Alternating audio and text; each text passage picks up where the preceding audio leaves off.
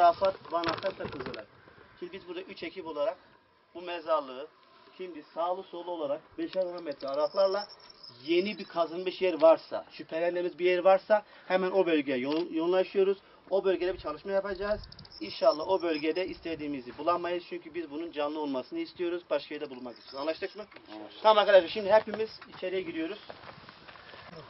Başta yukarı sağ tarafa. Geç. Komple alacağız abi. Hadi siz de şöyle. İbo. Arafat, Banafat. Dinliyorum.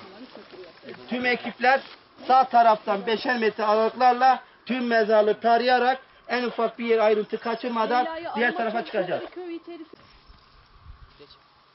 Açıla bana doğru gelin abi. Açıla.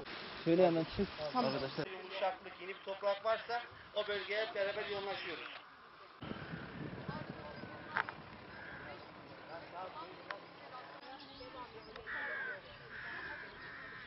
Hı. 15 gündür devam ediyor. Daha bu Leyla bulunmadı. Yani bu Türkiye'nin vatandaşlarına da sesleniyorum. Allah rızası için. Tamam, çekilmesinler, korkmasınlar. Yani dün bir yere gittim. Adam diyor ben Leyla'yı görmüşüm, benzetmişim. Ben korkmuşum. Yani polislere haber vermemişim. Öyle bir şey düşünmesinler.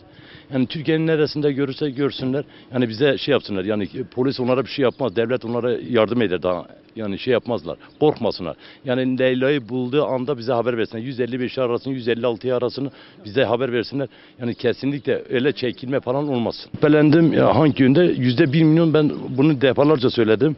%1 milyon benim çocuğum kaçırıldı. Yani bu çocuk Allah korusun uzak, yani Allah korusun yani ölmüş olsaydı çoktan çıkmıştı. Yani benim çocuğum yaşıyor.